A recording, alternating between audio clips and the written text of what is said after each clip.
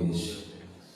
Eu quero cumprimentar os irmãos com a paz do Senhor Jesus Cristo, amém? Amém, Jesus. Glória a Deus. Amados, nesta hora, para a glória do nome do Senhor, nós vamos dar início à nossa lição de hoje, lição de número 2, né, que traz por tema quem era Jó, amém? Vou estar tirando a máscara, porque eu estou numa distância considerável dos irmãos, amém? Glória a Deus. Quem era Jó? É a nossa lição de hoje, amém? Hoje nós vamos ver um pouco da história de Jó. O nosso textual de hoje havia um homem na terra de Uz, cujo nome e este era um homem sincero, reto e temente a Deus, e desviava-se do mal. A nossa verdade prática quem zela por um caráter irrepreensível obtém testemunho acerca de sua integridade. Amém? Glória a Deus. É como se fosse assim, né? Quem planta vai colher, né? Se você mostra, né, e procura zelar pela sua integridade, né, é claro que as pessoas vão te reconhecer como uma pessoa sincera, né, diante de Deus. Integridade é como se fosse assinar um bom testemunho, né? Sinceridade é como se fosse uma pessoa sincera. E de certa forma, a pessoa que dá bom testemunho, vamos dizer assim. A pessoa dá bom testemunho. Quando que a pessoa dá bom testemunho? É que ela, na realidade, ela está tendo uma certa sinceridade com Deus. Ela está procurando andar segundo a palavra de Deus, né? Vamos lá. Leitura bíblica em classe. Jó, capítulo de número 1, do versículo de número 1 ao versículo de número 5. Amém? Jó, capítulo de número 1. Jó, capítulo de número 1, versículo de número 1 ao versículo de número 5, para a glória de Deus. Nos diz assim a palavra do Senhor. Se me falha em memória, essa tradução aqui, ela Não fez de homem. Nova Internacional, tá? Nova Versão Internacional. Havia um homem cujo nome era Jó, e este era homem sincero. Tem Bíblias que falam íntegro, tá? Sinônimos, íntegro e sincero, reto e temente a Deus, e desvia. E nasceram-lhe 7 filhos e 3 filhas, e era o seu gado 7.000 ovelhas, e 3.000 camelos, e 500 juntas de bois, e 500 jumentas. Era também muitíssima gente ao seu serviço, de maneira que este homem era maior do que todos os do Oriente. E iam seus filhos e faziam banquetes em casa de cada um no seu dia, e enviavam e convidavam as suas 3 irmãs a comerem e beberem com eles. Sucedia, pois, que, tendo decorrido o turno de dias de seus banquetes, enviava Jó e os santificava, e se levantava de madrugada e oferecia holocaustos segundo o número de todos eles, porque dizia Jó: porventura pecaram seus filhos e blasfemaram de Deus no seu coração. Assim o fazia Jó continuamente. Amém? Oremos ao Senhor. Ó Deus, querido Deus, amado Deus fiel, Pai, em nome de Jesus Cristo, nós nos colocamos perante a Tua presença nesta hora. Meu Deus, pedimos ao Senhor que o Senhor esteja a mover com os céus, ó Pai. Move, Senhor, de uma maneira poderosa. Move, Senhor, de uma maneira tremenda. Meu Deus, queremos ter o conhecimento, queremos ter o entendimento, Senhor, da Tua Palavra. Meu Deus, é para a glória do Teu santíssimo nome. Meu Deus, ó Pai, que nós oramos, ó Pai Santo. Meu Deus, ensina-nos a andar, Senhor, segundo a Tua Palavra. Ensina-nos, ó Deus, é para a glória do Teu santo nome. Ó Pai, que nós nos abençoamos. Citar a prosperidade de Jó como consequência do favor de Deus, destacar a piedade pessoal de Jó como modelo para os crentes. Amém? Piedade aqui é dedicação, tá? Se mudar essa palavra, destacar a dedicação pessoal de Jó como modelo para os crentes. Amém? Introdução. O autor sagrado não elabora uma biografia de Jó, mas traça um perfil que diz muito sobre esse gigante da fé. Irmãos, no livro de Jó não tem uma biografia, tem uma história a respeito da vida de Jó. Porque biografia, quando vai relatar uma biografia, diz assim: Jó foi um homem que nasceu na cidade tal, e quando ele tinha a idade tal, ele foi para tal lugar e tal. É uma coisa muito detalhada. Então aqui está contando apenas um momento de uma provação que Jó teve. É igual os evangelhos também. Os evangelhos não têm uma biografia a respeito de Jesus, porque houve um período da história de Jesus que foi ocultado. Então não detalhou a história de Jesus nos evangelhos. Então não é uma biografia também. Amém? Aqui no livro de Jó vem trazendo apenas uma história. Amém? Jó foi um homem diferente, não em natureza, pois ele era igual aos demais de sua época, Ele era diferente no sentido quê? No sentido espiritual, amém? Todavia foi sem dúvida distinto na espiritualidade, Eu não posso dizer que espiritualidade em si, mas o ser espiritual, O ser espiritual. O ser espiritual é a pessoa que ora, é a pessoa que é temente a Deus, é uma pessoa que tem testemunho de vida. O ter espiritualidade é ser usado por Deus, Eu acredito que ele com certeza ele era usado por Deus, porque ele era usado por Deus para sacrificar em favor dos seus filhos. Ele também ele também tinha espiritualidade, mas acima de tudo ele era uma pessoa espiritual, que tinha realmente uma certa intimidade com Deus.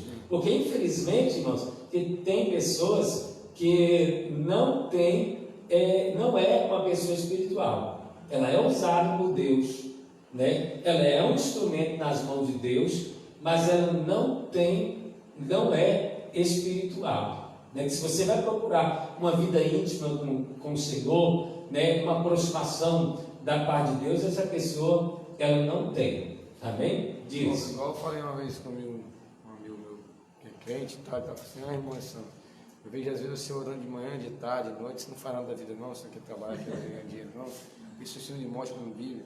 Eu falei assim, fui na mansidão, falei com ele: varão, como que você vai conhecer a Deus se você não fala com Deus? Como que eu vou conhecer a você se eu não me comunico com você? Aí ele entendeu? Aí a partir desse momento que eu falei com ele, começou a orar, a buscar, e começou a ver que isso era verdade. Que para a gente ter, igual você falando de intimidade com Deus, a gente precisa procurar a Deus. Porque se a gente procura a Deus, Deus procura a gente. Se a gente Com procura certeza, Deus, você ouve a voz de Deus nitidamente falando com você. Quando você procura ter uma intimidade com o Senhor, você ouve a voz de Deus. Aí a gente pergunta assim: pastor, mas como é que é a voz de Deus? É só você buscar que você vai entender. Não é só para quem busca, não é só para quem se aprofunda e procura ter intimidade com o Senhor, que sabe o que é ter intimidade com Deus. Amém? Pastor, Diz. uma vez eu estava no ônibus e intimamente com Deus. Esse dia, assim, de todas as experiências que eu tive com Deus, foi a mais forte. Me assustou tanto que eu sabia que não tinha ninguém ao meu lado, né? Era um micro-ônibus e eu estava perto do corredor e na janela não tinha ninguém. Eu sempre sentava perto do corredor para ninguém me prender, né? Quando eu sair rápido. E aí eu vinha falando com Deus, né? Vinha do centro lá da cidade onde eu morava na Bahia e até o meu bairro, que era bem pertinho, 5 minutos, falando com Deus. Daqui a pouco eu ouvi uma voz do meu lado, eu sabia que era Deus, mas Sim. Foi uma coisa tão real, tão real. Meu Deus, foi surreal. Foi surreal. Sim. Que eu olhei para o lado, sabendo que não tinha ninguém. Né? Eu estava falando a respeito de uma situação, né? E o Espírito Santo me falou na hora, me respondeu na hora. Mas foi uma voz tão audível que eu olhei para o lado, sabendo que não tinha ninguém. Sim. Mas eu olhei procurando, né, quem estava falando comigo. Aí na mesma Deus, irmãos, ele tem várias formas de falar. Nos dias de hoje, se você ouvir às vezes uma voz de Deus que ela pode ter vindo exterior, mas geralmente a voz de Deus ela fala dentro de nós, né? Ela fala dentro de nós. Mas o que acontece? Porque o Espírito de Deus ele está dentro de nós, né? E às vezes a voz que a gente ouve dá um parecer que essa voz ela está vindo de fora, né? Dá um parecer que ela está vindo de fora, mas na realidade Deus ele fala dentro de nós. De Deus hoje ele habita dentro de nós. Naquele tempo no Antigo Testamento, o que acontece? No Antigo Testamento a voz geralmente era a voz que vinha do exterior, né? Mas nos dias de hoje é uma voz que vem do interior, que às vezes parece, que às vezes Deus está falando com a gente assim, de uma forma tão clara e a gente ouve a voz dele de uma forma tão audível, né, que essa voz parece que está vindo do exterior. Tá bem? Tá bem? Vamos lá. Ele foi um homem que não apenas possuía bens materiais e uma vida sólida, mas continha profunda comunhão com Deus, né? Ele procurava ter essa comunhão com Deus. A Bíblia Sagrada relata aqui, né? Versículo de número 5, né? Sucedia, pois, que, tendo decorrido o turno de dias e seus banquetes, enviava Jó e santificava e se levantava de madrugada e oferecia holocaustos segundo o número de todos eles, todos seus filhos. Porque dizia Jó: porventura pecaram meus filhos e blasfemaram de Deus no seu coração? Assim fazia Jó continuamente, né? Ele procurava santificar, né, os seus filhos através dos seus sacrifícios, né? Ele era o sacerdote do seu lar e por isso Deus, né, se agradava da vida de Jó, né? Agradava no tanto que o próprio Deus testemunhou da vida de Jó, né? Já pensou você receber um elogio, né, e vindo da parte de Deus, né, virar e falar assim: olha, está ali o meu servo Jó, né, é reto, é íntegro e temente a Deus, né? Então o que acontece? Se já pensou você ouvir um elogio desse da parte do seu, que coisa? Às vezes a gente recebendo do homem, a gente fica todo, né, todo cheio, né, todo alegre, né, quando nós recebemos o elogio, ainda mais quando vem da parte do próprio Deus, né? Mas também, pastor, há casos que a gente recebe do homem, do profeta, da parte de Deus, né? Daí, com certeza, o próprio profeta, né, se levantando para falar, né, com a gente, né? E irmãos, se existe uma coisa que é bom para a nossa vida, né, é bom receber elogio, mas a gente também precisa entender, né, e aprender a receber as críticas também, porque o que nos faz crescer é as críticas, né? Vamos supor, se toda vez você recebe elogio, não, você é bom mesmo, tal, aí você começa a relaxar, mas quando você recebe, né, uma crítica, o que acontece? Você começa a falar assim: não, eu preciso melhorar e eu vou mostrar para essa pessoa, né, que eu sou bom sim, né? Mas não é todo mundo que sabe receber Não é todo mundo que recebe. Infelizmente, tem pessoas que quando recebe, ela quer logo retrucar e até mesmo brigar, ou muitas das vezes ela nem olha mais para sua cara pro resto da vida. Tem gente que é assim. Pastor, igual eu cresci muito, você falando assim, questão de, não foi nem crítica, né? Igual no dia que naquela época eu fiquei disciplina na igreja, rapaz, eu cresci de uma forma que eu achei que eu ia cair, que eu falei assim, nossa, agora não vou para a igreja mais não, vou ficar de castigo. Rapaz, eu orei mais, eu jejuei mais, li mais Bíblia, e essa mulher foi bom para mim, entendeu? Com certeza, né? Tem coisas, tem coisas que vêm justamente. O próprio livro de Provérbios também tem várias citações a respeito disso, né? Que a pessoa, quando ela aceita a repreensão, né, ele cresce em sabedoria, né? Ele cresce em sabedoria e a vida dele é próspera, né? Aonde ele coloca as mãos, né, praticamente ele prospera. Por quê? Ele ouviu, ele deu ouvido à repreensão. Mas a pessoa que não dá ouvido, e a pessoa, por exemplo, vou dar exemplo de um filho que às vezes não obedece pai e nem mãe, vamos supor, que quer viver na balada, quer viver na bebida, nas drogas. Aí o pai às vezes está ali falando, meu filho, né, não sai dessa, né, porque senão esse caminho vai te levar à morte, né, vai te levar para o mal. Tem alguns, né, que Deus ainda, por misericórdia, permite uma provação e traz essa pessoa de volta à presença do Senhor. Já tem outros, né, que muitas das vezes quando volta numa cadeira de roda, coisa dessa natureza, né, aí fica lamentando em cima da cadeira de roda por era a vida, ou se não, essa pessoa às vezes não recebe nem a oportunidade de voltar, às vezes a pessoa morre mesmo, né? Tem até um testemunho de uma, não sei se foi em Sorocaba, São Paulo, tem às vezes na internet, só que não se sabe o lugar exato. Eu sei que foi em Piracicaba, acho que foi em Piracicaba, São Paulo. Negócio assim, de uma mãe que a filha dela gostava de ir para a noite, né, para as baladas. E de repente, né, essa mãe olhou para a filha e falou, e ela estava saindo juntamente com seus amigos, né, num carro, e tinha 5 pessoas dentro daquele carro. Aí, de repente, ela foi e falou assim, filha, vai com Deus. Aí eles começaram a zombar e gritar, dizendo assim, nossa, só se ele for no porta-mala, né? Meu Deus. Então, só se ele for no porta-mala. Aí o que acontece? Lá no porta-mala tinha um pente de ovo dentro do porta-mala. Aí o carro bateu, acho que capotou não sei quantas vezes. Isso acabou, menos o porta-mala. Menos o porta-mala e o pente de ovo ficou intacto. É onde Deus estava. É onde Deus estava, justamente. Onde Deus está, o mal acontece, né? Para a glória de Deus. Várias vezes. Você viu a Bíblia que estava debaixo do mar, não sei quantos anos, que ela está perfeitinha? Eu vi essa aí também. Eu vi lá em Belo Horizonte, ali acho que foi na Augusto Lima, uma avenida grande. Ou foi, acho que foi Augusto Lima mesmo. Estava indo um motoqueiro e eles estavam indo para a igreja.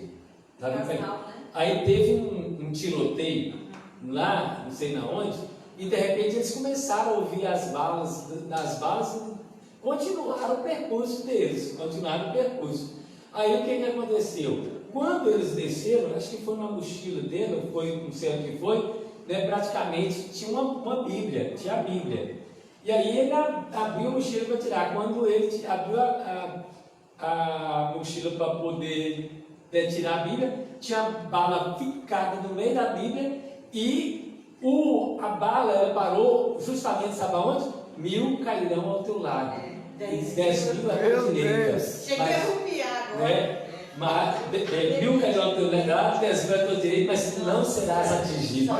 Foi bem em cima que a bala parou. Então, para você ver, né, há esses dias atrás também, né, recebi um vídeo de um moço, né, que de repente ele estava dentro do carro, acho que ele foi postado no grupo isso, né? Ele estava dentro do carro, e aí quando ele estava dentro do carro, o carro começou a pegar fogo com ele. Ele mais do que depressa saiu de dentro do carro, só que atrás da Bíblia, A classe do banco tinha uma Bíblia. O carro inteiro queimou, mas a Bíblia não queimou. E o que acontece?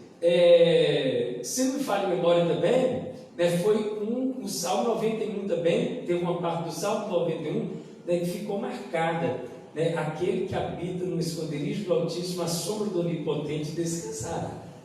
Então são coisas, né, que acontecem, e esse vídeo eu vou ver se eu encontro ele ainda, e depois posto para os irmãos lá no grupo, né? Irmãos, essas coisas acontecem, né, para aumentar a nossa fé. Deus permite essas coisas acontecer, né, para a gente ver, né, que Deus ele existe e está conosco, né?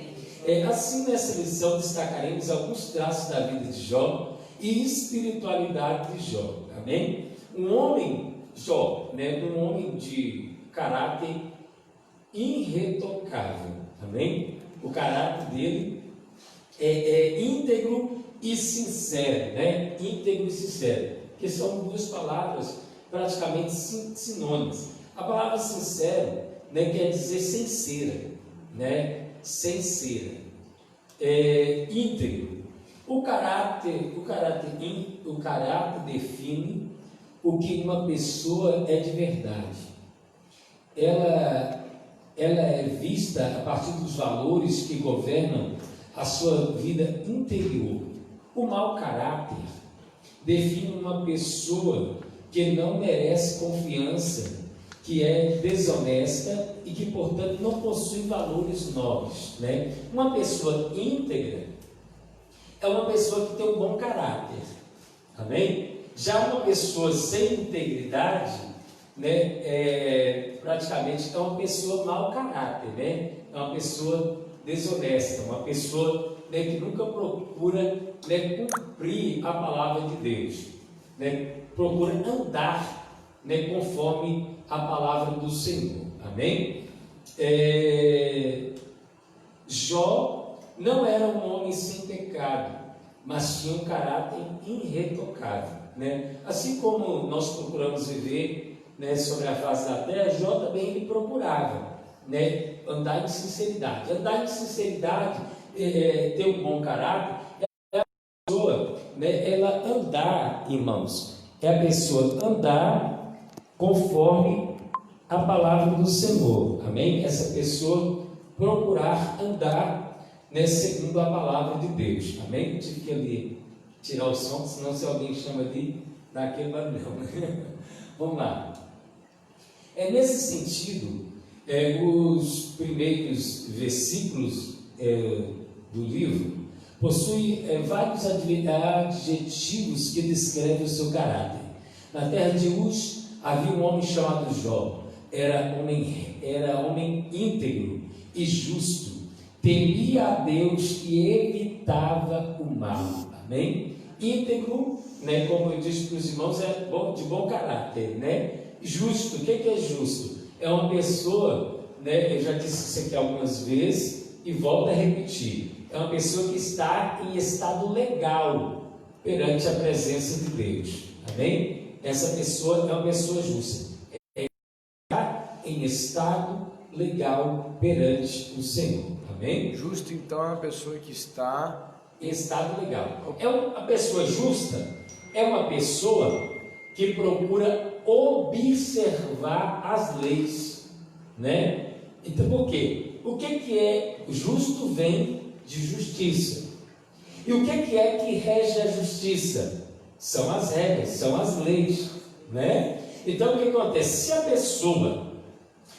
pessoa ela é justa, ela é reta perante a presença do Senhor.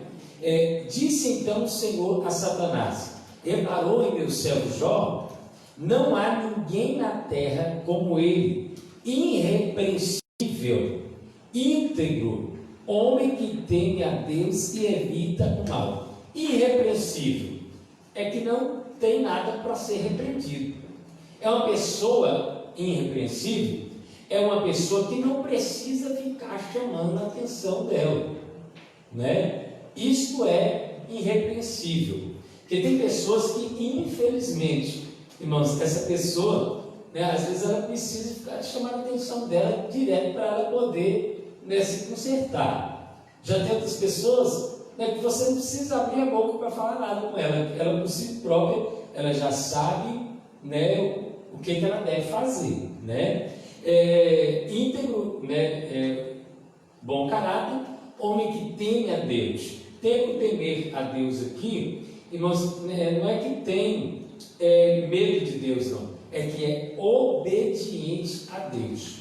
Amém? Homem temente a Deus é que é obediente a Deus e evita o mal. Evitar o mal, né? Evitar o mal é praticamente a pessoa procurar andar conforme a palavra de Deus, praticamente ela está evitando o mal. É como se ele tivesse temor de fazer aquilo que ele sabe que vai entristecer o coração de Deus. Vai Então ele é entristecer temente a tudo aquilo que não é correto, que não condiz com a Bíblia ou com Deus. Justamente. Eu estou querendo colocar a Denaíba qualquer hora dessa dar aula para nós. Só que ela fica escondendo, irmãos. Vamos lá. É íntegro. Mas eu estou falando sério, tá, Denaíba? Do hebraico, tan, possui o sentido de inocente, sem culpa. Dentro do hebraico, tan, possui o sentido de inocente e sem culpa. Amém? No caso aqui, irmãos, a pessoa, quando ela procura, né, se desviar do mal, ter um bom caráter, é uma pessoa que tem uma certa pureza de coração. Uma pessoa, né, de bom caráter. Porque um mau caráter, irmãos, ele vai tentar resolver os problemas com as suas próprias mãos. Uma pessoa, né, que pode sentar aqui na frente, tá? Se eu sei que você gosta de sentar aqui na frente, pode sentar. O que acontece? Irmãos, citei isso aqui na tarde, na sexta-feira. Uma criança, o pai vai lá e dá umas vantagens para a criança, para ela poder, né, se consertar, para ela poder diante dele, né? Aí o que acontece? Daqui 10 minutos, a criança, não, estou com raiva, não gosto do meu pai, mais, não sei o que, não gosto mais, não sei o que, vai lá e fica no canto dele. Depois de 10 minutos, o pai vai lá e chega e fala assim: ô meu filho, vem cá, dá um abraço no seu pai. E de repente, ele vai, como se nada tivesse acontecido, abraça, beija o seu pai, não é assim que acontece? Então, né, uma pessoa de bom caráter, irmãos, ela não é rancor no coração, não. É uma pessoa, né, que tem uma certa pureza, uma pessoa, né, que procura, né, ser limpa de coração, né? Vamos lá.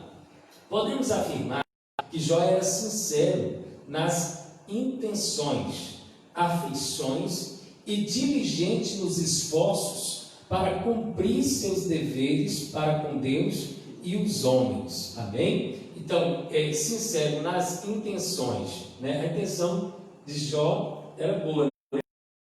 Sacrificava em favor dos seus filhos, né? Eu não sei qual que era a situação, né, dos filhos de Jó, mas a primeira impressão que fica é que eles eram esbanjadores, que eles gostavam de festa, e em uma festa, irmãos, as pessoas, por isso que o livro de Provérbios fala assim, que é melhor estar no velório do que estar numa festa.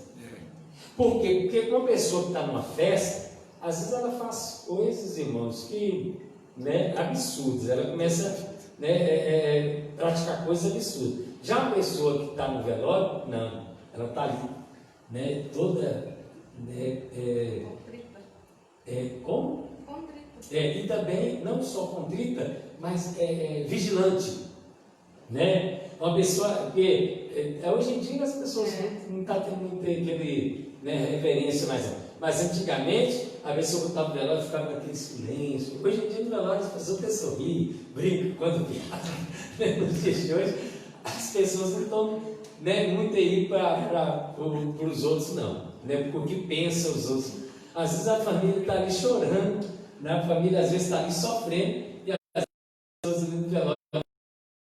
Jesus. Eu tenho uma prima que ela fala assim, que a família só se encontra no velório.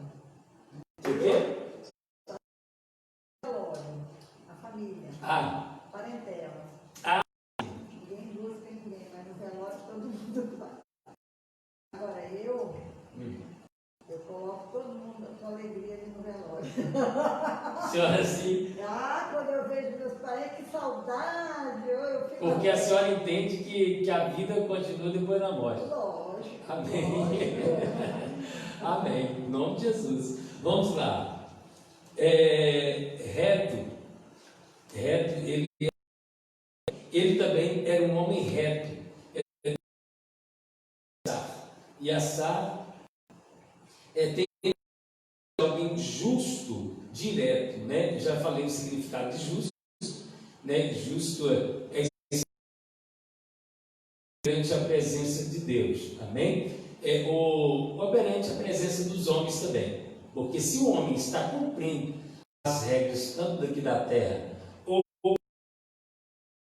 ele está sendo justo perante os homens também, amém? Quando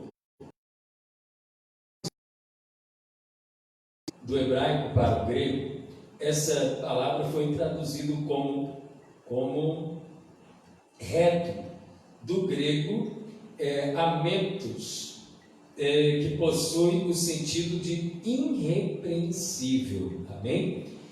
Da Septuaginta. Irmãos, alguém lembra aqui o que é a Septuaginta, a história da Septuaginta? Alguém lembra? Você já falou. Eu já falei aqui algumas vezes, mas alguém lembra? Septuaginta lembra o quê?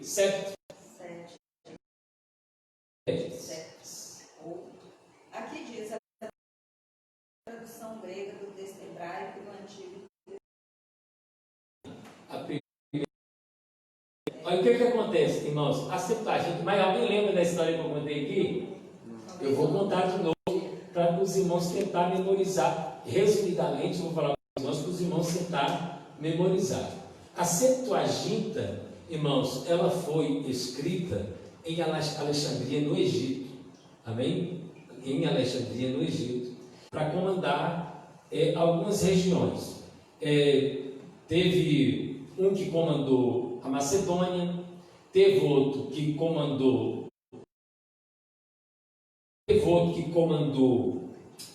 a parte do Egito, e teve outro que comandou Roma. Não, esqueci qual foi a outra região que foi comandada, não sei, as Índias, alguma coisa assim. Então o que acontece, irmãos? Houve-se uma briga muito grande entre os sírios e os sírios dominaram eruditos, que eram muito conhecedores da palavra de Deus, para poder hebraico para o grego. Aí quando essa cópia ela ficou pronta, o nome que se deu a essa cópia foi Septuaginta, porque foi 72 homens, né, que compilaram do hebraico, e eles foram fiéis na tradução do hebraico para o grego. Tudo isso, Deus usou um ímpio, né, Ptolomeu, para praticamente dar andamento da dele. Porque, na realidade, ele virou para os judeus e disse assim: olha, eu quero que vocês escrevam um livro, né, ou então traduzam algum livro da história de vocês, que conta toda a história de vocês. Qual é o livro que conta toda a história do povo de Israel? A Bíblia Sagrada. Então, praticamente, eles compilaram o Velho Testamento inteiro e praticamente deu nas mãos de Ptolomeu, porque ele era um homem fascinado por culturas. Tanto que no Egito, né, as bibliotecas, né, que existiam no mundo, né, praticamente ele fez ali, né, no Egito. Irmãos, e os reis daquela época, eles tinham algo em si, que se eles quisessem acabar com o povo, eles tinham que acabar com a cultura. Então, uma das coisas que toda vez que os reis, quando eles iam invadir algum lugar, um dos primeiros lugares que eles iam invadir era uma biblioteca, para destruir com a biblioteca. Né? Eles destruíam com a biblioteca porque eles falavam assim: se a gente destruir com a biblioteca, a gente destrói com a cultura deles. Aí o que aconteceu? Essa biblioteca de Alexandria, ela foi queimada. Existe até um filme, eles fizeram Alexandria, né? Depois você... Só que eu acho que tem algumas cenas que não são muito boas de ver, alguma coisa você pula essas cenas, né? Mas conta um pouco da história, como que foi que, né, eles invadiram e destruíram com a biblioteca ali. Pastor, Amém? então a Alexandria era uma pessoa, era uma cidade. Não, era uma cidade. Ah. Tá bem? Esse rapaz que escreveu esses livros, tinha essa biblioteca, como era o nome dele? Ptolomeu mandou 70 homens compilar. Tá bem? Compilar o hebraico, tá? Vamos lá. Portanto, o homem de Uz era justo, reto, direito e irrepreensível. Amém? Jó era justo, reto, direito e irrepreensível. Amém? Temente a Deus e desviava-se do mal. Jó é descrito como alguém temente a Deus, que desviava-se do mal. Irmãos, essa escola bíblica de hoje, ela é muito boa para você pegar todas essas informações e para você um dia for pregar sobre Jó, isso aqui dá uma ótima introdução, tá? Tudo que está sendo falado aqui, né, são detalhes muito fortíssimos para você entrar e pregar, né? Porque a introdução, se a pessoa ela não entende a introdução da mensagem, no final da mensagem ela está boiando. A mesma coisa quando você está assistindo um filme, se você não assiste o primeiro trechinho do filme ali, né, praticamente você não entende o restante do filme, né? Tanto que às vezes você precisa, alguns filmes, você precisa de voltar a eles várias vezes para você entender, porque logo no começo do filme, ele já está logo na introdução ali para mostrar o que é que vai acontecer logo no final, né? Eles passam, às vezes, tem filme que começa com o final do filme, você já percebeu? Então, por quê? Aquilo ali é a introdução. E é igual a mensagem também da pregação. A mensagem da pregação, né, você já vai dando algumas qualidades, algumas coisas que aconteceu, só que você não pode entregar o ouro inteiro, né, no começo da mensagem também, senão a mensagem fica sem graça. Chegar no final, isso foi o que falou no começo, né? Você tem que saber detalhar de maneira que não entrega o ouro. Amém? Vamos lá. Jó é descrito como alguém temente a Deus e desviava-se do mal. Próximo livro que nós vamos estudar, irmãos, é homilético, né? A gente vai detalhar e falar um pouquinho sobre isso. Amém? Temente a Deus, né? Temente. A palavra temente, né, é sur, né? Traduz a ideia do hebraico, tá? Traduz a ideia de alguém que prestava reverência a Deus, desviava-se do mal. Iare traduz a ideia de alguém que evitava o mal. No caso aqui, Iare, aqui é do grego, tá? Sur é do hebraico, Iare é do grego. Na Septuaginta, os termos relativos ao grego, melhor dizer, aquelas duas palavras lá é do hebraico, tá? E essas duas palavras aqui é do grego, Theosebes e apecho, apeco, acho que é apeco, acho que se me fala a memória é assim, tá?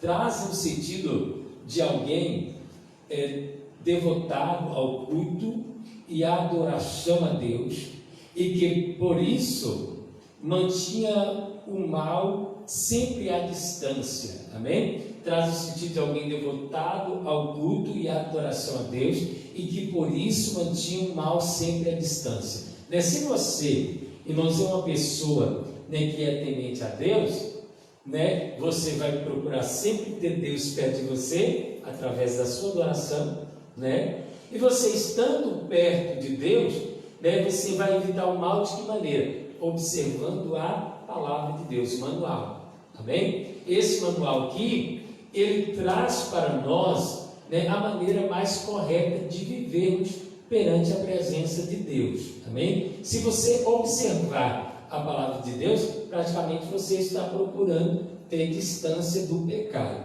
Amém? Diz. Uma vez você falou comigo que não está escrito na Bíblia, mas você usou as palavras assim que mexeu muito com o meu coração e foi muito verdade que eu vivi assim. Você falava assim para mim: Ale, se você praticar as obras da carne, quem se aproxima de você é o diabo. Mas se você praticar obras de santidade, quem se aproxima de você é o Espírito de Deus.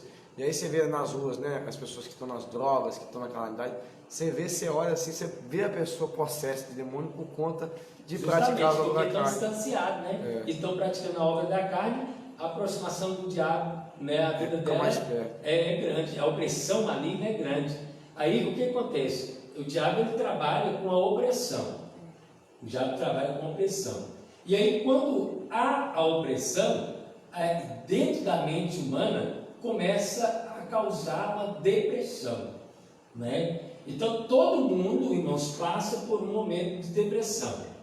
Todo mundo sobre a face dessa terra passa por um momento de depressão.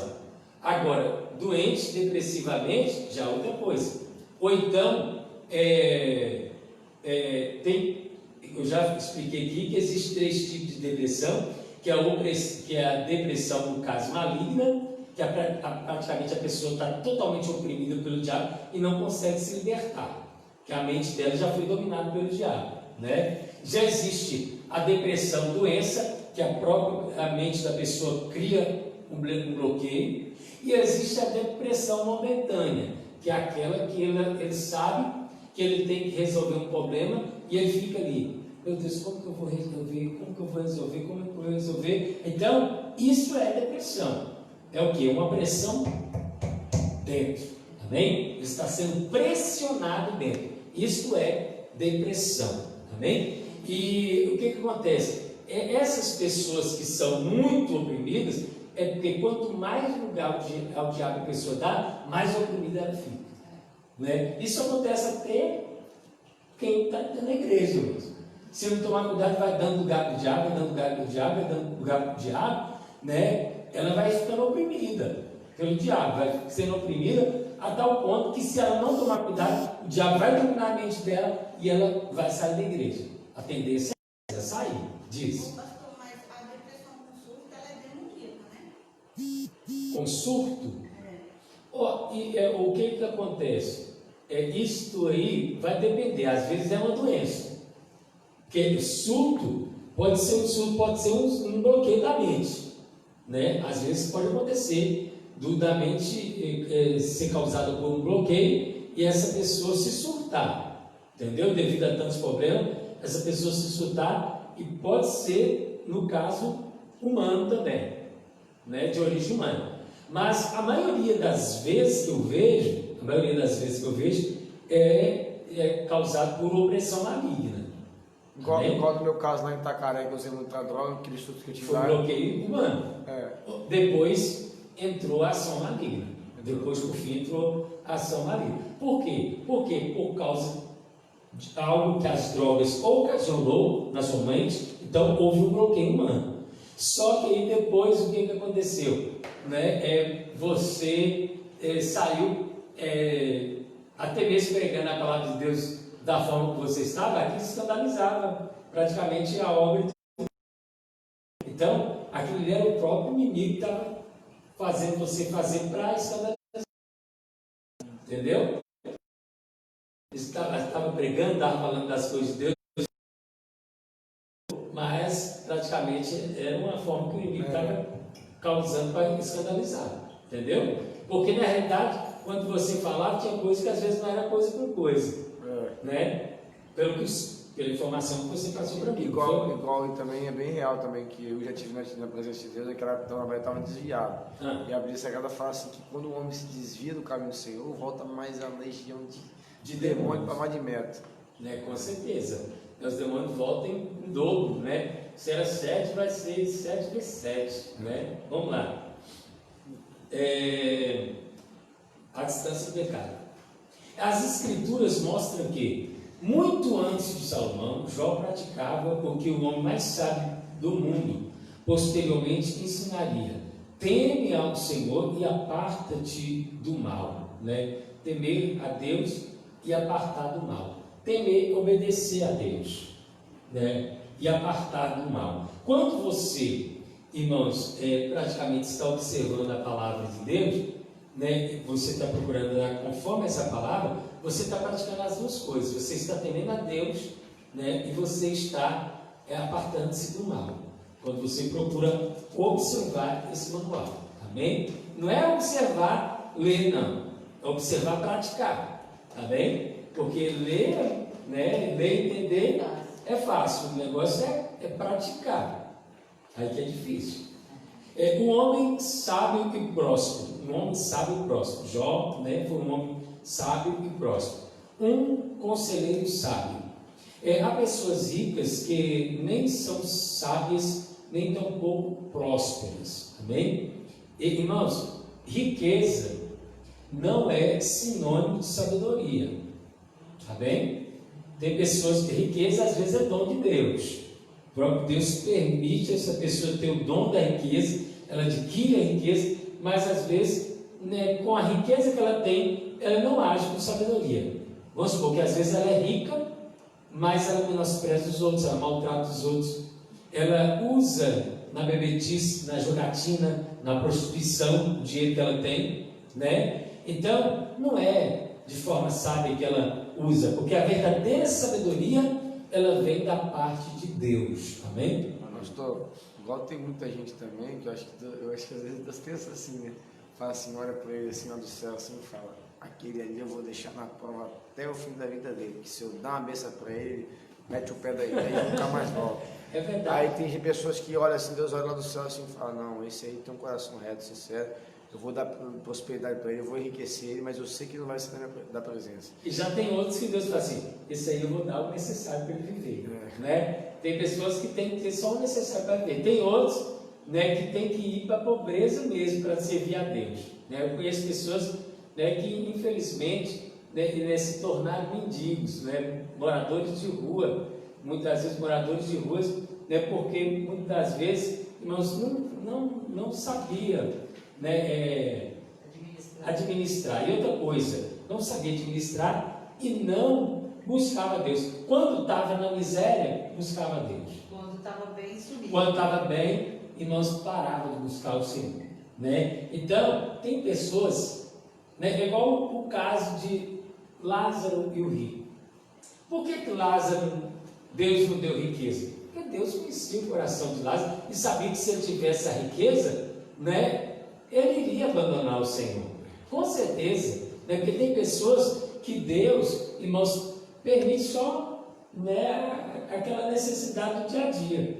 Já tem outras pessoas que Deus permite essa pessoa ir além, né? É claro que o Evangelho chega a todos. O Evangelho é chegar para todos, mas às vezes nem todos querem o Evangelho. Eu até citei aqui na idade, aqui na sexta-feira, né, falando de um homem que um dia eu fui pregar para ele, né, eu vou citar de novo, né? Eu fui pregar para ele, quando eu fui pregar para ele, fomos orar para ele, foi lá em Coronel Fabriciano. Ele era vizinho da igreja, mas ele morava numa parte baixa, a igreja ficava numa parte alta, né? E ele morava lá na parte baixa lá. E o que acontece, irmãos? Era como se fosse um vale a casa dele. E esse homem teve um dia que ele ficou canceroso. E ele começou a chegar no estado terminal. Nós fomos pregar para ele. Quando eu cheguei lá, acho que já até falei isso aqui em outras vezes, né, muito tempo atrás. Quando eu falei para ele, né, não pregamos, quando eu cheguei, abri a Bíblia, irmãos, foi interessante, falava assim, ó, que a espada, né, estaria, né, sobre aquela casa, alguma coisa assim. Aí Deus falou no meu coração, não ora para ele, não ora para ele. E eu fui, né, e embalado da oração dos irmãos, acabei colocando as minhas mãos e orei para ele. Só que no final da oração, eu virei para ele e perguntei se ele queria aceitar Jesus. Aí ele falou assim, não quero aceitar Jesus. Na maior grosseria, na maior estupidez, sabe? Aí, o que acontece? Deus tinha falado comigo que não era para orar. Eu coloquei a mão e orei para Jesus curar ele. Quando saiu dali, irmãos, a mesma mão que eu coloquei, né, na cabeça dele para poder orar, eu comecei a sentir uma dor, isso era às 11h30 que nós oramos para ele, de meia-noite até 6 horas da manhã, me deu uma dor no braço, que cortou daqui do punho até lá em cima. Só que doía, e no mesmo tempo eu perdi o jogo do braço. Meu braço adormeceu, o meu braço adormeceu de tal maneira, irmãos, que eu não conseguia suportar, adormeceu.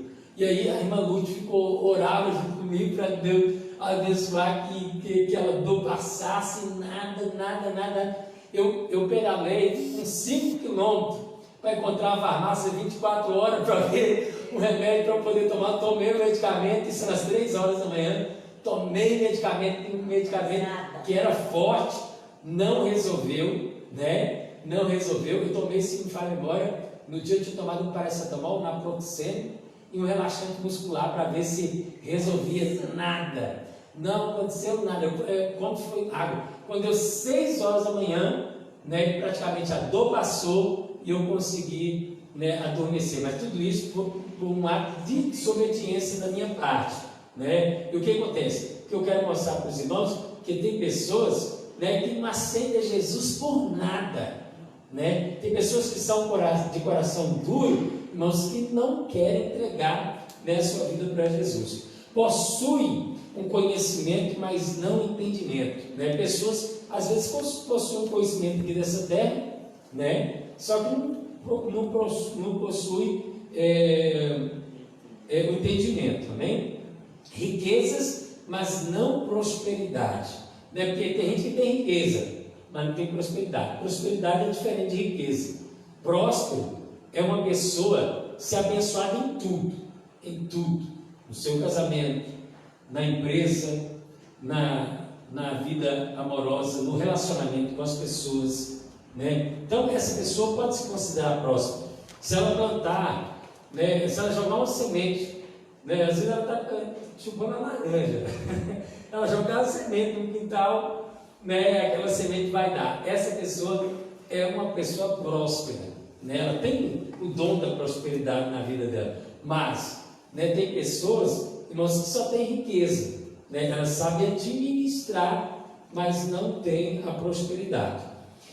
Jó foi um homem sábio, rico e próspero, praticamente ele englobou tudo isso aí. Ele tinha a sabedoria de Deus na vida dele, ele tinha riqueza, porque devido à sabedoria que Deus havia dado para ele sobre administrar, e ainda, irmãos,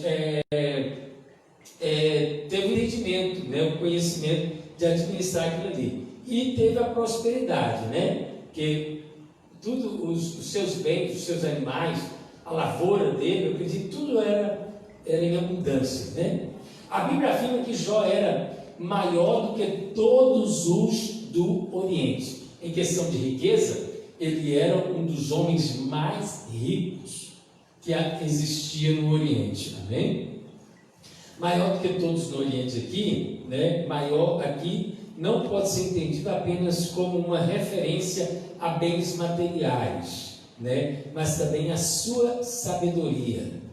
Estudiosos destacam que Jó era mais importante em sabedoria, riqueza e piedade do que qualquer outra pessoa daquela região, No caso, sabedoria, riqueza e piedade em dedicação a Deus, Piedade é dedicação a Deus. Então não tinha pessoa mais dedicada a Deus do que Jó naquela região. Eles ressaltam o reconhecimento da sabedoria de Jó, conforme se destacava a sabedoria dos orientais, expressa em provérbios, canções e histórias. Amém? É tanto que o livro de Jó, ele se destaca em poesia, Ele se destaca na poesia. Só que a poesia aqui é prosa, poesia e prosa. Nós estudamos na aula passada. Isso fazia dele um homem proeminente a quem as pessoas reconheciam com frequência em busca do conselho e orientação. Então, irmãos, ele era um homem que as pessoas procuravam ele para poder aconselhar. Amém? ele era considerado um dos anciãos daquela terra. Né? Naquele tempo, né, quando existiam os anciãos ainda, eram homens que saía gente de várias partes para poder consultar a sabedoria desses homens, né? Que eram homens vividos, eram homens, né, que tinham experiência para poder passar, né? Os homens Jó 29, 21 e 22. Os homens se escutavam em ansiosa expectativa, aguardando em silêncio o meu conselho. Jó falando aqui, né? Depois que eu falava, eles nada diziam, e as palavras caíam suavemente aos seus ouvidos, né? Às vezes tem gente que quando, vamos supor, quando tem uma reunião, às vezes para poder debater algo, aí tem alguém que às vezes fica sempre calado, sempre silêncio.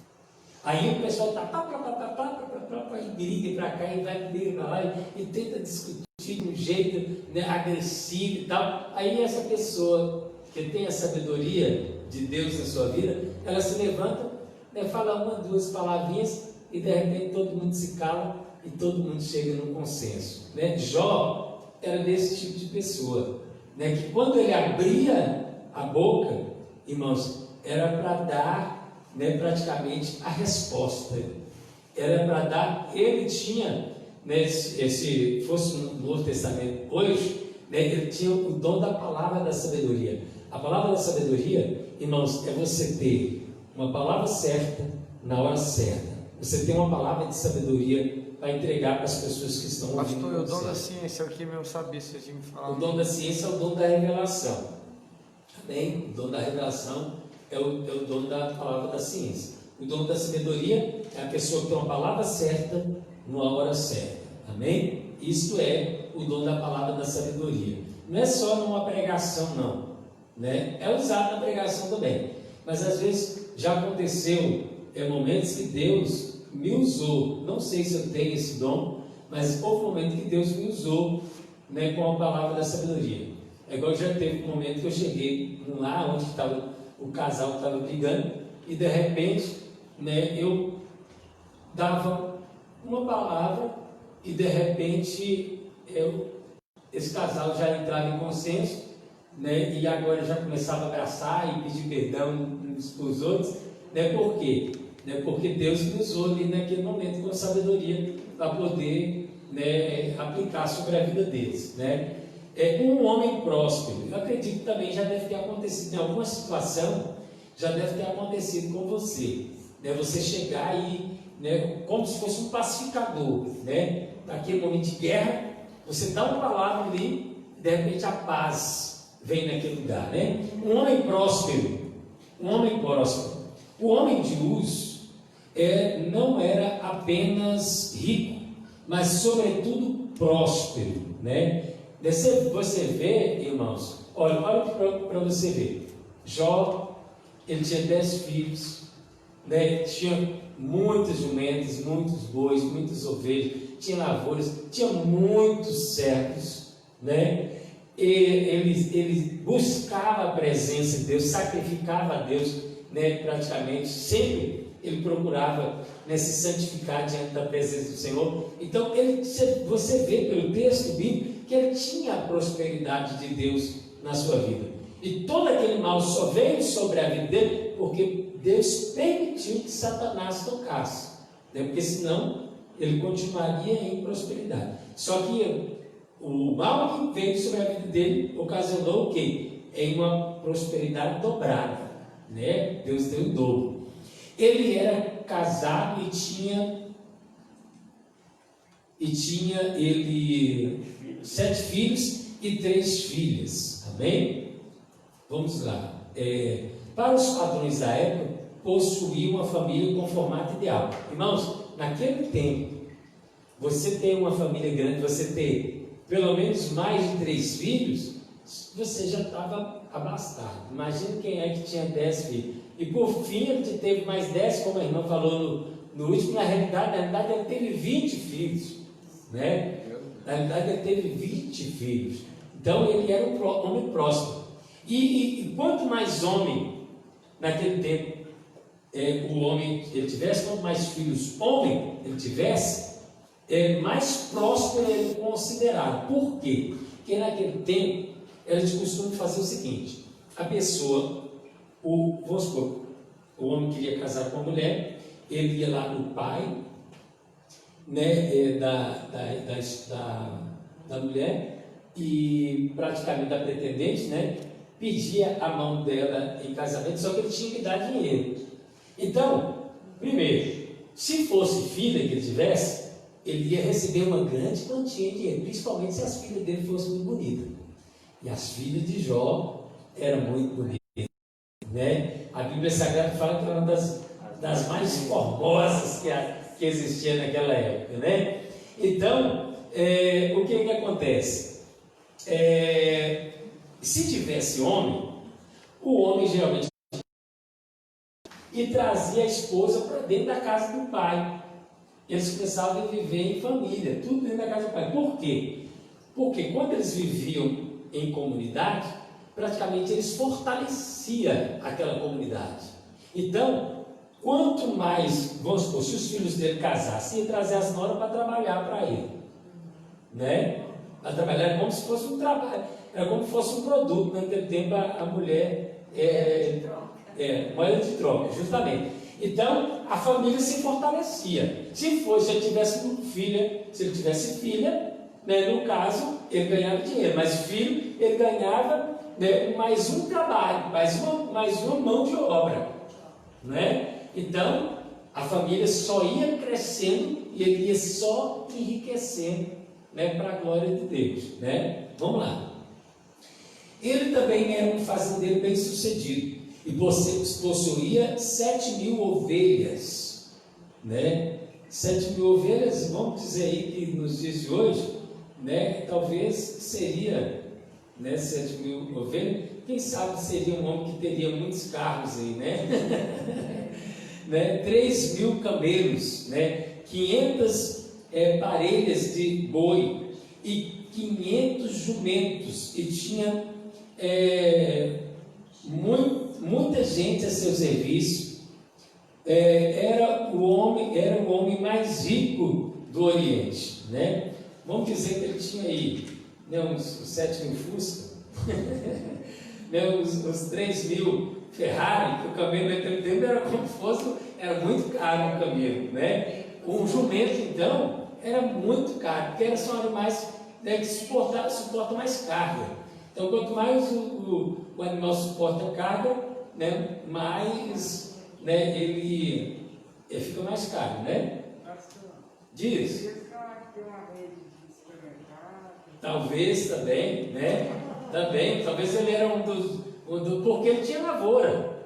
Ele fornecia, se ele tinha lavoura, ele fornecia alimento para as pessoas. Se ele tinha gado, ele matava aquele gado para poder fornecer carne, ovelha, né, para oferecer roupa, a lã, né? Até o couro do boi também, que era usado para as vestes também, né? O jumento era usado para puxar as carroças, né? Os dias. Ele tinha uma multinacional. Ele tinha uma multinacional, era um homem rico demais, irmão.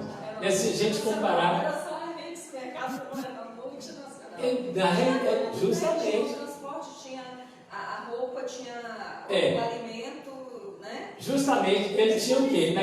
Naquela época, ele tinha supermercado, sim, ele tinha loja de roupa, sim, ele tinha carro, se fosse nos dias de hoje, né? Ele fazia uma comparação, e funcionários, né, à beça, né? Que ele tinha muitos funcionários. A Bíblia Sagrada fala que tinha muitos servos a seu serviço. E ainda né? conselheiro.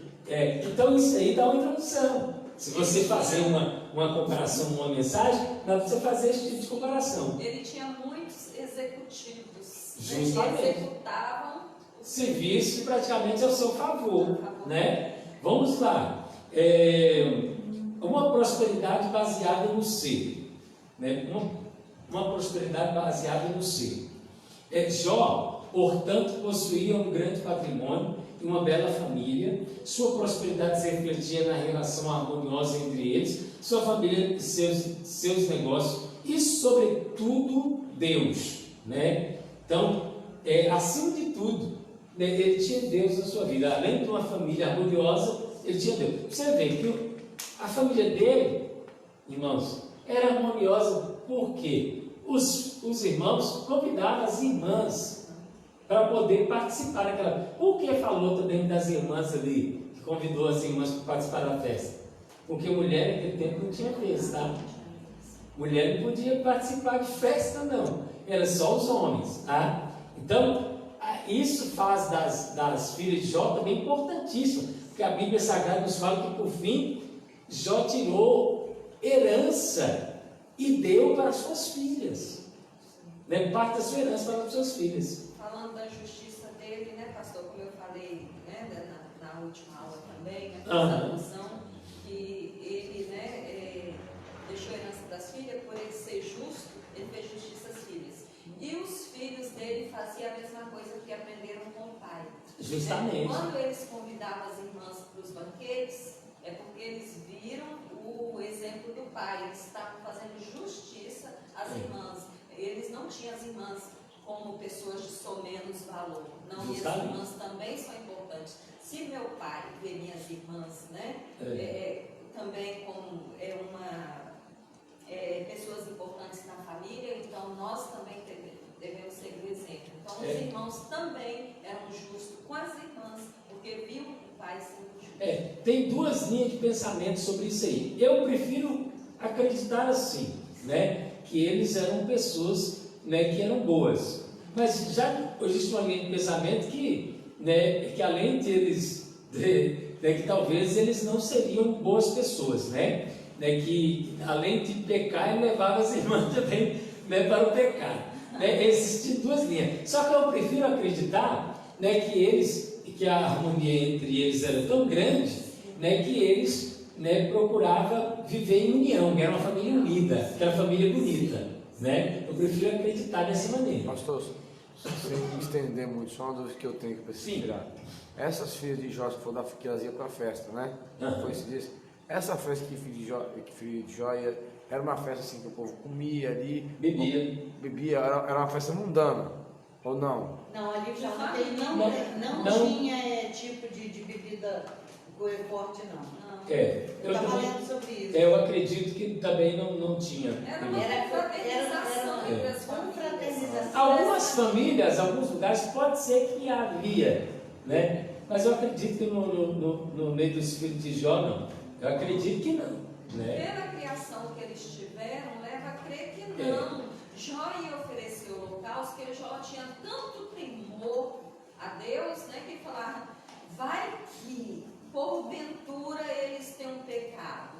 Porque é do ser humano, né? Às vezes passa um pensamento impuro na cabeça, né? Sim. Né? É do ser humano, da natureza adâmica. Então Jó já se adiantava. Ele falou, se porventura acontecer alguma coisa, deixa eu oferecer sacrifício logo, antes que isso dê legalidade, né? Sim, justamente. Agora, tipo assim, você pensar, né, que eles eram pervertidos, que eles eram bons, irmãos, isso é opinião sua. Né? Tipo assim, né, cada um pode ficar com a sua opinião, porque o texto não esclarece nada sobre isso. Então, se você quiser, numa mensagem conjecturar, dizendo que eles eram perversos, tipo assim, é uma opinião sua. Porque o texto diz, se porventura, né? Jó falava, se porventura o coração deles blasfemar contra Deus. Justamente. Ele já acordava de madrugada. Porque está reunido, porque é preocupante quando a pessoa está reunida numa festa, né? Às vezes, igual eu falei, numa festa, às vezes a pessoa extrapola, né? Num velório a pessoa vigia, mas numa festa a pessoa, ela às vezes A extrapola. outra coisa que eu penso em relação a isso, por que eles sendo adultos, sendo família deles, o pai é que tinha que oferecer, porque eles não tinham essa preocupação. Não tinha preocupação de oferecer o local, era o pai que oferecia, porque se porventura eles tivessem pecado, era Sim. o Jó que oferecia, não eles. Porque Não se eles. eu faço alguma coisa, uma festa e tal, se eu tenho uma certa preocupação de Deus. É porque, na realidade, Jó era o sacerdote do lar. Então, era o papel dele de sacrificar, entendeu? Era o papel dele de sacrificar. Mas, também não quer dizer que eles eram pervertidos. Mas, é igual eu falei, se você quiser acreditar assim, não tem nada de mal. Entendeu? Diz. Quanto aos filhos de Eli, a que eles eram perversos. Deixa Entendi. claro, bem claro, não esconde nada. E quanto aos filhos de Jó, fica o questionamento na mente só de Jó. Mas é porque o filho de Eli já no final também já tinha largado mão. Sim. Então eles ficaram mesmo, e Jó não. Mesmo ele sendo família dele, casado, ele ainda preocupava. Ele usava o sacerdócio dele. Sim, vamos lá. Que é certo de todo pai e mãe. Eu me preocupo com minha filha. Quando minha filha sai, minha filha é a menina de Deus, mas quando ela sai, eu oro. Porque, né, a gente nunca sabe, né? Então, é a preocupação latente, né? E tem que ter essa preocupação, pai e mãe, com seus filhos, sempre. Amém. Vamos dar continuidade então. Vamos lá. Não era uma prosperidade estabelecida somente no ter, né? Jó, a prosperidade não era estabelecida somente no ter, mas principalmente no ser, né? Ele era uma pessoa próspera, né? Um homem de profunda piedade pessoal, um homem dedicado à família. O primeiro capítulo de Jó diz: iam seus filhos e faziam banquetes em casa de cada um no seu dia, e enviavam e convidavam as suas 3 irmãs a comerem e beberem com eles. Amém? O ambiente descrito aqui é de uma família em harmonia que, de forma feliz, festejava a vida. De forma alguma, o texto sugere dissolução, bebedice ou licenciosidade nessas comemorações. Eram confraternizações feitas no ambiente familiar. Um homem de moral e piedade. Jó foi um homem que possuía uma forte moralidade e uma sólida espiritualidade. Além de seu caráter irretocável, o texto deixa claro que ele tinha uma vida piedosa, né? Piedosa é dedicada, já falei aqui. Então, ele tinha uma vida dedicada a Deus. Terminado o período de banquetes, Jó mandava chamá-los e fazia com que se purificassem, né? Purificava seus filhos. De madrugada, ele oferecia um holocausto em favor de cada um deles, pois pensava, aqui fala, né? Talvez os meus filhos, mas tem Bíblia que fala, se porventura os meus filhos tenham lá no íntimo pecado e amaldiçoado a Deus, essa é uma prática constante de Jó, né? Então ele sacrificava em favor dos seus filhos. Essa piedade, essa dedicação está presente não apenas nos primeiros capítulos, mas em todo o livro. Mesmo ele estando em enfermidade, irmãos, ele buscava a presença de Deus. Ele não blasfemava. É claro que ele questionou a respeito da sua situação. Qualquer um questionaria, irmãos. Se você está na prova, quer que me pergunte, Senhor, porventura eu tenho pecado contra o Senhor para esse mal que está acontecendo na minha vida? Né? Será que eu tenho cometido algum mal, Senhor? Todo mundo pergunta, né? Todo mundo questiona, né? Só que nós sabemos, né, como foi a história. Foi apenas um teste de Deus, um teste de Satanás, né, contra a vida, né, de Jó. Mesmo nos momentos de desespero, como consequência de sua provação, ele sempre mantinha seus olhos em Deus. Essa piedade era a causa da dedicação de Jó à sua família. Um homem de vida consagrada. A piedade de Jó está evidente no cuidado espiritual que ele tinha com seus filhos. Jó sempre orava por eles. Sucedia, pois, que tendo eles decorrido todos os dias, os seus banquetes, enviava Jó e os santificava. Amém? Nós já vimos isso aqui. Como sacerdote seu lar, Jó cumpria o ritual do culto em favor de sua família. O levantar cedo ou de madrugada, como a expressão idiomática do hebraico bíblico, é uma forma de enfatizar a dedicação de Jó, de enfatizar a piedade de Jó. Essa devoção é demonstrada pela consagração vivida por ele. Amém? o texto diz que ele se santificava. Então, né, o ato de santificar é ser santo, ser diferente, fazer a diferença, né? O vocábulo português santificar traduz o termo hebraico Gadash, Gadash, amém? Gadash ou então Kadosh, Kadosh, amém? Aqui está Kadash, mas santificado. Agora, Kadosh é santo, tá? Que possui o sentido de ser separado ou consagrado. Uma pessoa que é consagrada é uma pessoa que ora, uma pessoa que ora, uma pessoa que ora é uma pessoa, errou aqui, peraí. Uma pessoa que é consagrada é uma pessoa que ora, uma pessoa que ora é uma pessoa que é consagrada, amém? Glória a Deus, amém? Se a pessoa está orando, é porque ela é consagrada, amém? Ela está se consagrando perante a presença de Deus. É um dos meios de consagração. Não quer dizer que é só a oração que consagra, não. A leitura da palavra, ela consagra. O jejum, ele consagra. Amém? São formas de você aproximar de Deus. Diz. Pastor, o jejum, igual aquela, quando tem na igreja falava que jejuar muito, você falava que eram 3 coisas que eu não sei se estou certo, que era eficaz, que o jejum fazia. Que era ouvir a voz de Deus, matar a carne e vivificar o espírito, não é isso? O jejum, ele mata a carne, vivifica o espírito e ouve a voz de Deus.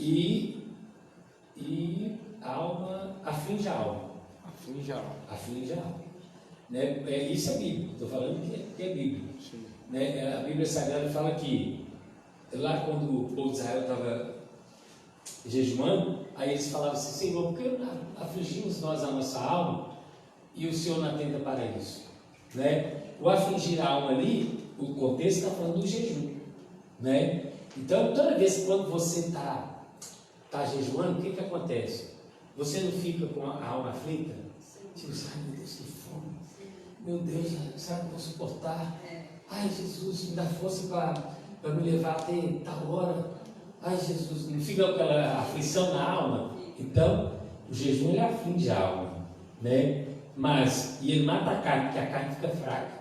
Ai, não aguento mais nada, né? Ah, sim. Ai, meu Deus do céu. Sabe o que eu tinha entendido quando você falava isso? Mata a carne? E outra coisa, mata a carne também no sentido dos prazeres, de você não ter, né? Eu conheço pessoas, né, que praticamente perdeu, né, totalmente o desejo sexual pelo fato do jejum, né? Por causa de quê? Porque quando você está no período de jejum, ele tira a vontade sexual, né? É por isso que também, no momento que a Bíblia Sagrada fala que o casal que se casa, é necessário que, né, não fica com medo, não vai tirar o desejo sexual de tudo, não. Tem gente já fica preocupada, né? Tem gente já fica preocupada. O que acontece? É claro que uma pessoa já idosa, vamos supor, uma pessoa, eu estou falando isso de pessoas já de idade, já mais de 60 anos de idade, que perdeu totalmente o desejo sexual, pelo fato de estar jejuando. E ela própria quis assim. Né? A própria pessoa falou comigo que eu vou jejuar para Deus tirar toda os desejos sexuais. É claro que uma pessoa nova, que está totalmente no vigor, né, da juventude, né, e não é assim só que tira, né, a vontade sexual. Não é dessa maneira. Amém? Então, é claro que existe um processo. Agora, uma pessoa já de idade, ela quer, né, praticamente, né, ficar livre dos desejos sexuais e quer servir a Deus, e quer buscar a presença de Deus, você vai fazer muito jejum. Essa pessoa que eu estou falando, essa pessoa fazia jejum direto, fazia jejum de 3 dias direto, sem água e sem comida, né? Então, essa pessoa praticamente perdeu, né? E essa pessoa decidiu ficar sozinha, não casar mais. Amém? Sabe o que eu entendi quando você falou essa comigo que jejum matava a carne? Que ia matar a natureza humana adâmica, entendeu? Também. Eu entendi isso. Também, porque perde as vontades carnais. Né? É por isso que quando está jejuando, a Bíblia Sagrada fala que nós temos que estar em santificação. De que maneira? Por exemplo, você está jejuando, aí de repente você está casado. Aí você vai ficar beijando sua esposa? Você está mantendo o desejo carnal. Não pode. Você está alimentando a sua carne. Quando jejuar, por isso que a Bíblia Sagrada fala, separa por um tempo. Mas depois retorna para que Satanás não tenha êxito. Né? Por exemplo, se o homem é casado com a mulher, ele vai jejuar. Tem como, se o homem é casado com a mulher, por exemplo, aí ele quer jejuar. Como que o homem vai jejuar dentro de casa? Ele tem que ir para outro lugar, né? Não, o que acontece? É bom entrar em acordo, né? Entrar em acordo e pedir, falar com ela, olha, nós vamos estar jejuando 2 dias, né? 2, 3 dias. Ao casal na semana, né? Eu não aconselho ficar muito tempo jejuando, não, né? Porque é perigoso o diabo encontrar êxito e acabar com o casamento, né? Então, eu vou supor, nós vamos jejuar no dia de hoje, um dia da semana, um exemplo, né? Nós vamos jejuar no dia de hoje, nós dois vamos nos separar, né? E durante esse momento, né, evita de chegar para me beijar, para me abraçar, para que a carne não seja alimentada. Sim. Entendeu? Você vai entrar como um acordo com ela, no senso. Por isso que um casamento, né, de uma pessoa lá fora, às vezes não vai dar certo por causa disso. Uma pessoa vai querer jejuar, ela fala essas coisas careta, ridículas e tal, para que você vai ficar sem comer, né? Não está valendo para nada isso, não sei o que, não vai entender. Não fala mesmo ali. Aí a pessoa vai querer manter o contato carnal sempre, e aonde que a pessoa vai só alimentando a carne, aonde que a pessoa fraqueja, ela vai acabar caindo. Então tem que ser muito forte para manter um relacionamento no jugo desigual. O homem carnal não entende as Não coisas entende. espirituais. Não entende. Vamos lá. Portanto, à luz da vida de Jó, somos estados a viver uma vida consagrada diante de Deus e dos homens. Amém? Conclusão. Destacamos 3 aspectos importantes acerca da vida de Jó. Caráter, ele tinha um bom caráter, né?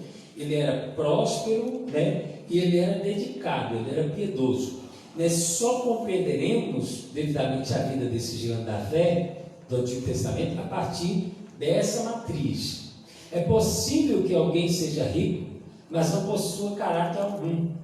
Da mesma forma, é possível que alguém possua valores morais, sem, contudo, esboçar piedade alguma. Todavia, ninguém terá um caráter irretocável, não apenas fragmentos éticos morais, prosperidade, não apenas posses, piedade, não apenas religiosidade, se não conhecer a Deus na intimidade. Jó era assim, íntegro, reto, temente a Deus e se desviava do mal. Amém? Então, as coisas aqui dessa terra, né, eram apenas complementos de Deus na vida dele. E na realidade ele era uma pessoa que buscava a presença do Senhor. Amém? A respeito de Jó, quem era Jó? Era um Homem reto, temente e se desviava-se do mal. É o que podemos afirmar na vida de Jó.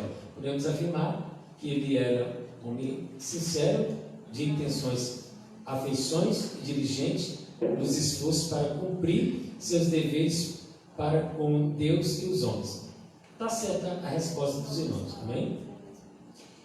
Como Jó é descrito nos primeiros versículos. Isso aí que nós falamos. isso aí que a gente acabou de Temente a Deus e desviado do mal.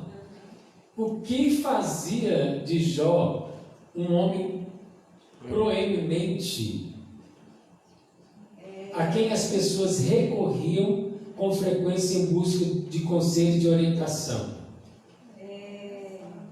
Conselheiro. O que fazia de Jó, né, com essa pessoa conselheira, que tinha sempre orientação? Que ele tinha o que na vida dele? sabedoria, riqueza e piedade. Amém. Ele tinha sabedoria, tá? Justamente. Vamos lá. Em que em que estava estabelecida a prosperidade de Jó? Na relação dele harmoniosa, na relação harmoniosa entre ele, sua família, seus negócios, sobretudo Deus. Baseado no ser, né? Baseado no ser, né? Baseado Foi um complemento, o que a irmã ali falou foi um complemento praticamente do que, né, foi falado aqui. Do que o homem Jó foi possuidor? Nossa, De muitos bens. patrimônio e uma bela família. Resumindo, né? Porque era muita coisa. De bens? Agora, aqui na resposta, a resposta do autor, irmãos, foi do lado espiritual, né? Foi um homem possuidor de forte moralidade e sólida espiritualidade. Mas não está errado que os irmãos também, né, falou, não. Ele foi possuidor de jumentos, de bois também, né? Tudo isso ele foi possuidor. Se tivesse escrito assim, possuidor de muitos bens, estaria correto? Não, estaria certo, não estaria errado, não. Tá ok? Mais para frente, irmãos, eu quero ver se eu dou esse estudo aqui para os irmãos, ó. A Santa Igreja do Apocalipse, tá? Mas seria muito bom. O senhor gosta de escatologia, né, pastor? Eu gosto de escatologia, mas é porque esse estudo aqui, as 7 igrejas, tem muito a ver com o que nós estamos vivendo agora, né? Eu gosto muito de escatologia porque desde o princípio, irmãos, o estudo que eu mais aprofundei, logo quando eu converti, porque o primeiro estudo que eu fiz, que eu procurei me aprofundar, foi estudo sobre profecias e escatologias, né? Sobre escatologia, né? Então, isso mexeu comigo, então foi algo que eu memorizei mais, né? Não que eu não estudei a Bíblia em si, né, e outros assuntos, como o livro de Jó e outros livros, né? Só que a escatologia é uma das matérias mais importantes para nós, sabia? Escatologia. É porque nós precisamos saber, né, o que vai acontecer. Porque tem gente, né, que está perdidinho nesse mundo porque não sabe o que vai acontecer, tá? Eu falo assim, perdidinho dentro da igreja. Tem gente que está perdida na igreja. Essas igrejas aí, irmãos, fazendo uma crítica, né, sem falar o nome de igrejas, né, essas igrejas aí, que só pregam prosperidade e não falam, né, e não abrem o olho da igreja, irmãos, as pessoas estão andando no inferno, dentro da igreja. Então tem que pregar conserto, tem que pregar o que vai acontecer, né? Querendo ou não, essa mensagem, ela tem que causar sim um pouco de medo. Ela tem que causar um pouco de medo. Ela tem que causar temor. Ela querendo ou não, ela tem que causar um pouco de temor, de questão de você querer obedecer a Deus. Tem que causar um pouco. Porque, infelizmente, irmão, o ser humano, ele só anda quando ele leva uma chibatadas. É igual eu vou fazer uma comparação com seu filho. Se você ficar tratando ele com muita macieza, se você nem for uma palavra dura que você der para ele, nunca que ele vai saber onde que ele deve consertar. Ele vai continuar a vida inteira praticando o erro e você vai, meu filho, ele é engraçadinho, né? Tadinho, não sabe de nada, não sabe o que você ensina. Né? Então tem que ensinar. Fala. Igual a mensagem pregou na igreja ontem foi sobre escatologia fim dos tempos, né? Aí aquela mensagem assim, escabrosa, aquela batendo piano, né? Pom, aquela coisa. Aí eu olhava para a igreja assim, aí eu falava assim, Jesus está voltando. Aí eu, glória a Deus, ninguém dava glória, né? Eu olhava e falava assim, todo mundo com medo do jovem, todo mundo com medo, né? O cara descendo a barra de escatologia. Então, assim, eu acho legal da parte do meio dos crentes, assim, que andam em obediência da palavra do Senhor, fala assim, Jesus está voltando aí. Aí você vê quando o cara se alegra, né? Tem gente se alegra, não, não hora para Jesus voltar logo, não, irmão. Tá? Não hora para Jesus voltar logo, não, porque, né, praticamente tem muita coisa. Deixa eu acertar algumas coisas. Justamente. E nós, irmãos, nós não temos que nos preparar, não. Nós temos que andar preparados. Tá? É verdade. Porque a qualquer instante, mesmo. Jesus ele vai vir para buscar a sua igreja, tá? Não está muito longe, não, né, pastor? Não está muito longe. Longe, não. Olha, pelos sinais. E muitos ímpios que eu conheço, muitos ímpios mesmo que eu conheço, que eu já convivi, enquanto comigo, sabe, quanto uma presença de Deus, fala, eu chamo até de irmão, irmão, pelas coisas que está vendo na perna, esse Jesus que você serve está voltando mesmo. Até eles falam. Então, amados, vamos orar. Hoje nós temos Santa Ceia do Senhor, amém? Os irmãos, né, venham participar da ceia em nome de Jesus, amém? Em nome de Jesus. E durante esse período da tarde, vigia para não pecar, tá? Porque o inimigo está furioso. Nós vigiamos, irmãos, o que o inimigo tem feito de ontem para hoje, tentando fazer o pecar, não é brincadeira. Só Jesus para dar vitória, tá? Só Deus. Vamos lá, vamos orar ao Senhor. Ó Deus, querido Deus amado, Deus fiel, Pai, em nome de Jesus Cristo, eu quero estar orando ao Senhor, nós queremos lhe bendizer.